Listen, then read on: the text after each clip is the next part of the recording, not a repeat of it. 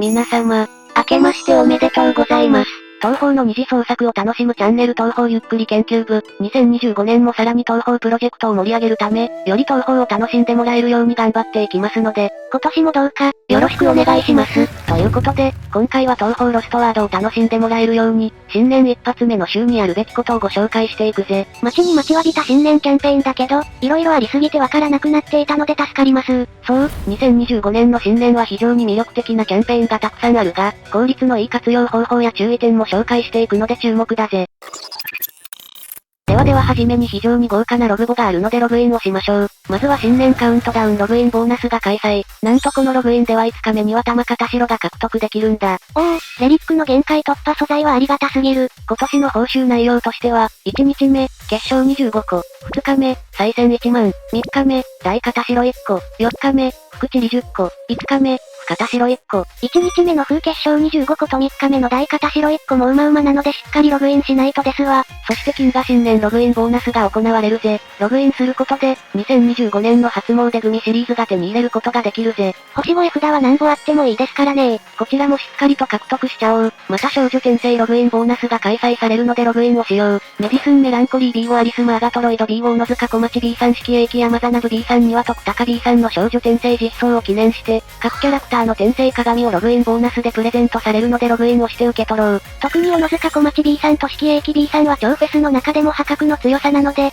速攻で転生させたいからログインは必須ですね。開始日時は2025年1月1日から、2025年1月31日となっているので余裕はあるがしっかりと受け取ろう。新年で開催される引き直しガチャでワンチャン対象のキャラが手に入る可能性があるのでもらっておいて損はないですよ。そして非常に豪華な報酬が獲得できる年始参り片白キャンペーンもしてくれるようだ。こちらはなんと課題を達成することで全クラスの片白を獲得することができるキャンペーンだぜ。つまりエピックやレリックの限界突破素材を獲得できるので絶対やらないと。課題に関しては初心者さんでも達成できるレベルであり、終了日時が2025年1月31日まで開催されているからしっかりとやっておこうぜ。新年キャラはエピックなので片白が手に入れるのはでかい。1月31日までと余裕はあるがかなり美味しいキャンペーンなので早めにやっておこうぜ。続いてメイン探索飛空ロストワードドロップ3倍キャンペーンが実施されるぜ。キャンペーンの中でも非常に恩恵のあるキャンペーンですよ。このキャンペーンが来たらやることはもちろん絵札周回だ。仲間を強くする上で重要な装備品である絵札を確保強化するために周回しよう。普通なら全然落ちない星5絵札もドロップ率が3倍ならかなり出てくれるようになりますからね。まず取りに行く絵札おすすめは霊力に回復できる公務の魔女と全体霊力アップ絵札星5疑似式神だな。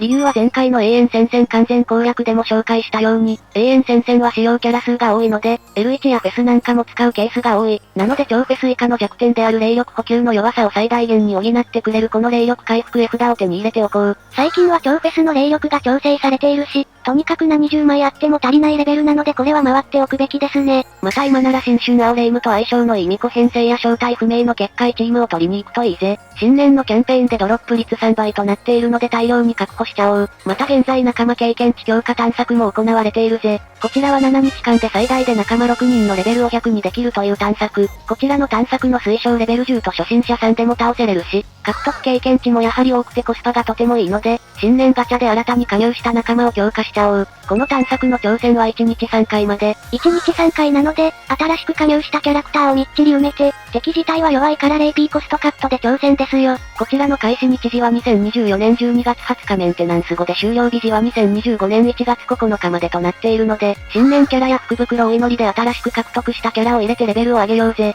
続いてイベント年越しボヤージュ2024、2025後半が開催されるのでイベントをより効率よく集めよう。イベント後半からは、シナリオ付き&高難易度のイベント EX が出現。1回行くだけで課題からかなりの量のイベントポイントがもらえるのでチャンスだぜ。またレアイベント P も高確率でドロップしますよ。イベント EX は、すべてのノーマルクエストをクリア後に解放されるので、ストーリーを進めておこう。そしてレアイベントポイントでできる限り片白を集めようぜ。レアイベントポイント250ポイントで全ての片白を回収することできますよ。レアイベントポイント250個集めるのはかなり大変だけど、最近は復刻などで新しい仲間をみんなたくさん確保していると思うから、できる限り限界突破できるようにポイントを集めよう。開始日時は2024年1月1日で終了日時は2025年1月24日の午前までとなっているよ。期間はかなり長いね。結構余裕があるので2025年1月10日に終わるメイン探索ドロップ率3倍キャンペーンを活用してメイン探索の絵札を集めておくといいね。残りの14日なら100個は軽くいけるのでメインとかその他コウマ等とかやっておくのがベストですな。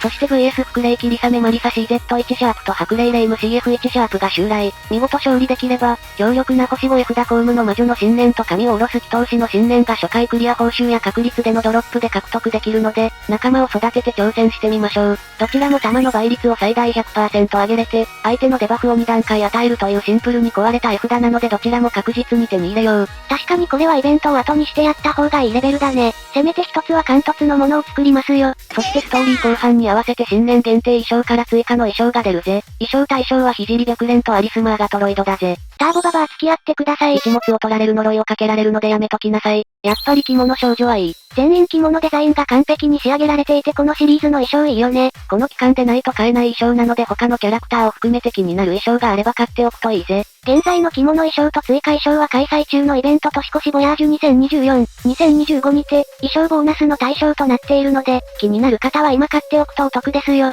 そして新年記念ということでコウマ島が特別にオープンされるようだ。おお、最近出ていたばかりですけどこれは嬉しいですよ。ああ、コウマ島では回によっては神結晶や風結晶が手に入ることができる場所があるので、できるだけ上に登って新年キャラクターや福袋お祈りの足しにしましょう。確かに少しでも足しにしたいので登っておこう。続いて白霊レイム CF1 シャープとキリサメマリサ CZ1 シャープの体験探索が開催。こちらは全ての強化を完了した状態の新年キャラがゲストとして登場し、強さを体験できるクエストですよ。別に体験なんてしなくても、と思うがめちゃくちゃ簡単なクエストをクリアするだけで風結晶がもらえれるんで必ずやっておこう。開始日時は2025年1月1日で終了日時は2025年1月17日までとなっているぜ。そしてプロフィール作成アップで実装を記念して豪華な抽選もやるようだ。プロフィール作成をしたものを X でハッシュタグロスはプロフをつけて投稿すると抽選でなんと露出オリジナルグッズや2025個の風結晶が獲得できるキャンペーンも行われるぜ。抽選ではあるものの美味しいキャンペーンではあるからぜひみんなも参加してみよう。ちなみにレイムさんはどんなプロフィールにしたの？私はですね、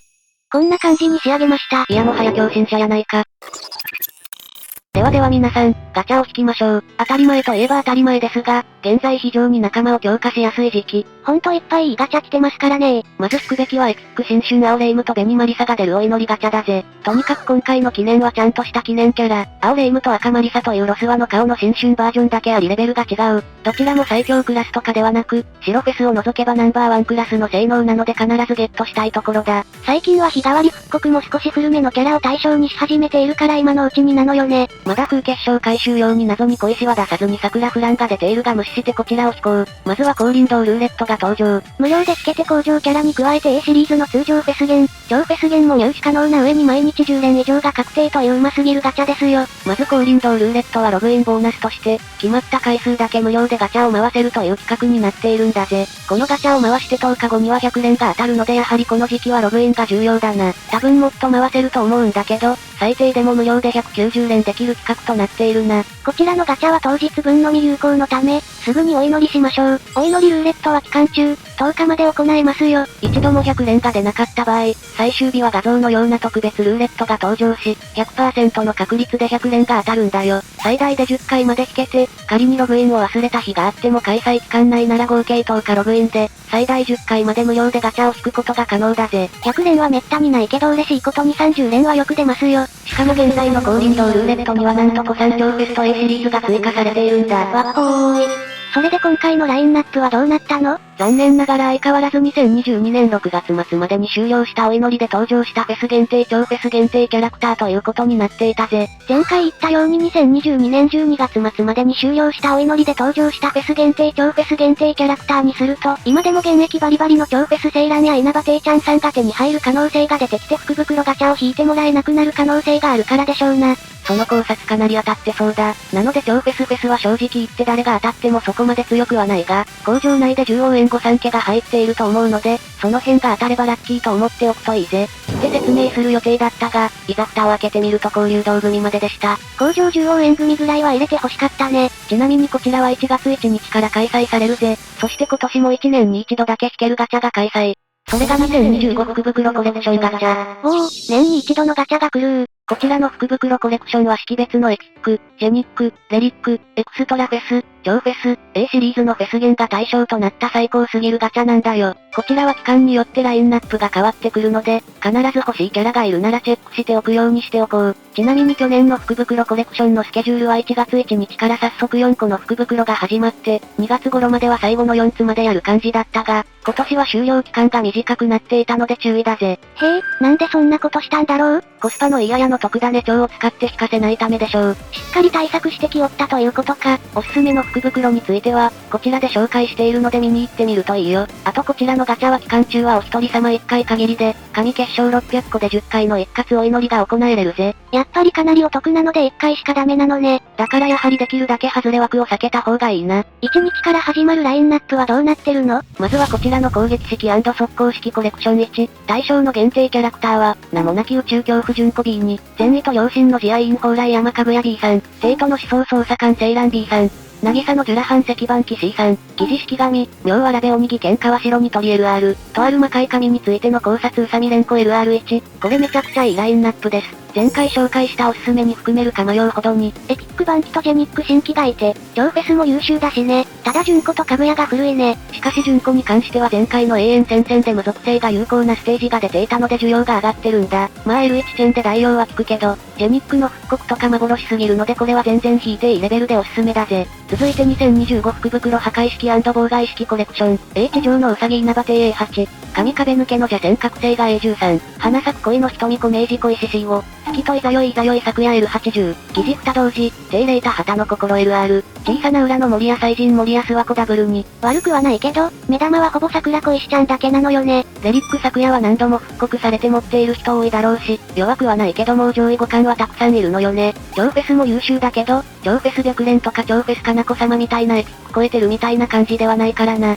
そして2人もフェスが入っているので爆死率も高い。ちょっと微妙かな。他にもっと安牌でいいのがあるからそっちを優先した方がいいね。全然神結晶持ってるという方は全然引いてもいいと思うよ。続いて技巧式&防御式コレクション。狂気の宇宙妖怪冷戦うどんゲイン稲葉 B を、流水と日射に備える吸血鬼レミリアスカーレット C さん、盤石なるデーモンズゲート本命輪 E1、歳月や蓬莱山かぐや L80、疑似式神、全わらべ鬼木学ぶ社名丸あや LR、鬼門の遊ばら説星熊遊戯ダブルを、評価としては悪くはないけど、良くもないという感じのラインナップだ。まず目玉のかぐやは強い。が、そこまで慌てなくてもいい。このキャラの持ち味は陰光付き属性なんだけどまだちょっと壊れた陰光付き属性は少ないので慌てなくていい。水着レミリアも特別強いわけでもないしね。また古い超フェスが2人いてしっかり外れ枠もあるのでこれはおすすめしないな。推しキャラいっぱいいるとかでなければスルーで OK でしょう。続いて支援式&回復式コレクション。対象の限定キャラクターは、10エクストラ神に近づきすぎた蝶の妖精エタニティラルバ A16、ゲートアドミニストレータヘカーチアラキスラズリ B さん、バカンスの魔法使いキリサメマリサ C さん、人間と神様の重ね合わせこちやさな F1、小さな表の森屋祭人や坂かなこダブルに、宇佐の反乱参謀稲葉帝 Y を、こちらは全然引いていいです。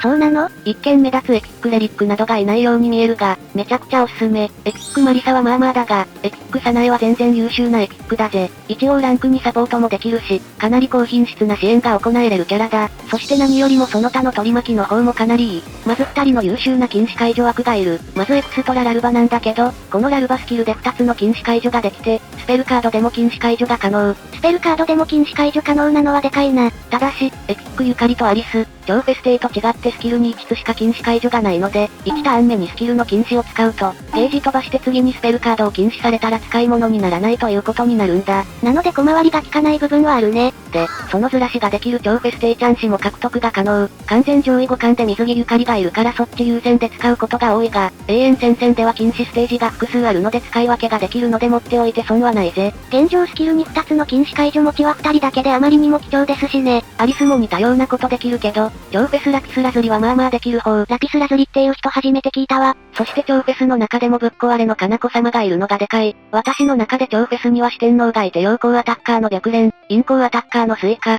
最強デバッファーの四季、最強支援のかなこ様なんだけど、その四天王の一人なんだ。このキャラは前回も話したように、お手軽1ターンで味方の陽光10段階アップと高品質クリティカルアップと霊力配布、結界増加なんでも高品質な超優等生。イメージ的には何出しても美味しい商品の味の素みたいな子。例えがいまいち伝わらん。替えがあんまりいないし、なんといってもレリックユユコとかエピック小石とかとも相性がいいしね。このようにハズレというハズレがいないので結構引いてもありかも。特に禁止解除キャラが少ない人は引いてみるのはおすすめだね。ラストに紹介するのは破壊式&技巧式コレクション1、というのは偽名でロスワのタワワコレクションだぜ。違いますよ。こちらはもう言わなくてもいいけど引かないでください。ですよねー。エピックは優秀だけど古い超フェス2人に、フェスが2人なので爆死率が高い。これは事故る可能性が高いのでダメですな。なので他のものを引くようにしよう。結果今週のおすすめは攻撃式プラス速攻式、支援式プラス回復式といった感じだな。今紹介した詳細をもとに今週のラインナップを引くかどうか検討してみてくれよな。